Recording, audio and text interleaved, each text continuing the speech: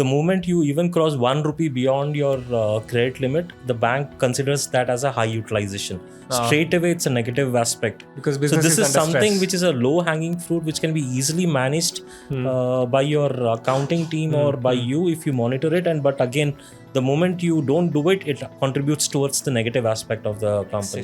This is something CIBIL rank, which is so this is something that's very important and interesting, and it's something very you need to give you need to focus on basically, because this is exactly where it will tell you why exactly are you doing well in terms of ranking, or if it's poor, what are the reasons why it's been ranked behind so bad, right? So if you see in this scenario, the company's been ranked 8. So, right.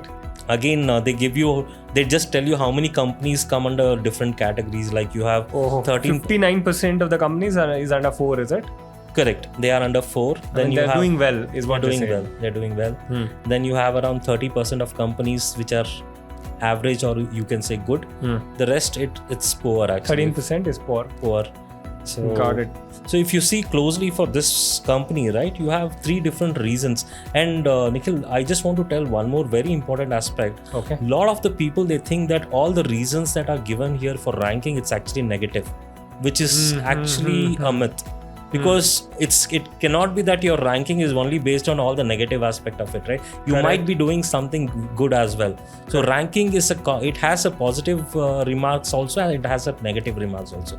So it's very important to understand which is the positive remark and which is the negative remark. So what's the weightage? So that is how it's calculated. So we'll discuss about. So each remark has different aspect and significance. So in this we can see. I see some.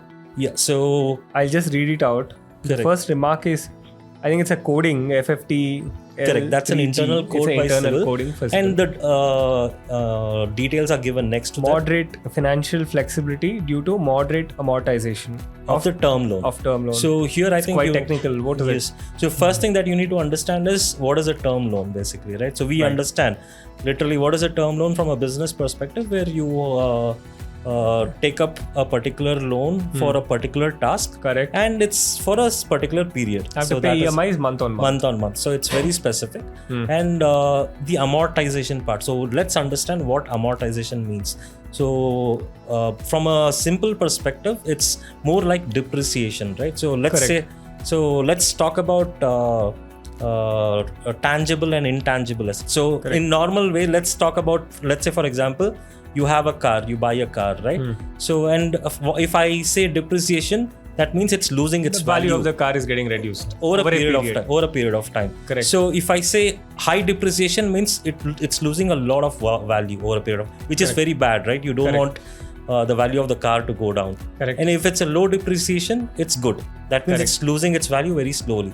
It exactly works opposite when we talk from a financial perspective.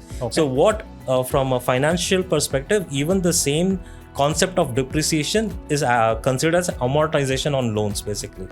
Here the value of the loan, if it decreases very fast, if you have high amortization, that basically means that you're repaying your principal faster. It's actually good. That means you're servicing your loan better. So just like how high depreciation was bad when we were talking about a tangible asset like a car or a house or something, in a intangible asset it's opposite. So if you have high depreciation, or let's say amortization, the technical word is amortization here, it's actually good. So this person has a moderate amortization, which is again, it's actually good. That means he's paying his EMI on time? He's paying his EMIs on time, and he's also contributing towards the principal part of the EMI a lot. So that is also getting reduced. So it's actually good. So a lot of people, what happens is like when we spoke about earlier, where they restructure your loan during the time when your company is at stress, you just leave it at that way. So you'll end up paying the interest component for a very long time, and the principal would remain as it is. So that basically is considered negative by CIBIL. That basically means your amortization is low. Means you're not contributing more towards your principal, and that's negative. That's actually principal bad. Is remaining as it is, and it's never getting serviced. Exactly. Basically, the real money that has been funded by bank is never going back to the bank. Correct. So that is what, as we discussed, it's very important that during stress, you can restructure your loan, but once you're out of stress, it's again important to you to go back and restructure the loan and start contributing towards your principal. So that's a good way of managing your credit facilities. Understood. Correct. So basically, this whole amortization is sort of a depreciation concept. Exactly. For high amortization is the principal is getting reduced. It's good. Faster. High amortization is good. Low amortization is bad. That means so no this person has a moderate amortization. That means it's good actually. So paying his EMI is on time. On time. So that is one. That's what. As I said, this is actually a positive effect towards the score. Understood. Then you have the second reasoning, which is talking about the amount of months in overdue. I'll just read out the code SMA L6G, which is the coding. Correct. Moderate number of months in overdue, but not NPA. So that basically means normally anything beyond 90 days is what is considered NPA. Correct. So this person has been having some kind of a overdue, but it's not crossed the NPA stage. Basically the DPD stage. So this is one of the reason why his ranking is at 8. And furthermore, when he's delaying payments, is it basically? Not payment. Some of the amount that needs to be recovered is not been paid. So he's basically delaying. Correct. He's been delaying the payment. But it has not gone into NPA. Correct. It's not gone into NPA where he pays it at a later stage. Again, the next month, the same thing gets added and things like that gets carried forward. So there's an overdue. And this is not a big reason to contribute towards the ranking. May not be 8 because of that. But in this case, what's happening is he's doing that on an unsecured loan. So the moment you... high risk. It's a very high risk, and if you have an NP on a unsecured loan, that is when you have a major problem. Because there is every possible chance of the borrower defaulting on an unsecured loan. Correct. Because there is no recourse for the bank. Correct. Except they coming and asking.